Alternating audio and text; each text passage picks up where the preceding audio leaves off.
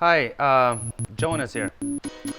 Today we're gonna do this Toyota Camry 2015, I believe, and it has a slight hail damage, about 250 dents, and I'm gonna do it together with my right-hand man, Marius, and you'll see how it's done. The dents itself, they're not big, so shouldn't be easy and quick, and we'll see. Also, we're gonna do this car with the glue pulling for the roof because there's not many dents on it. It's maybe 50 of them, and they're not big. So we're gonna use a glue pulling.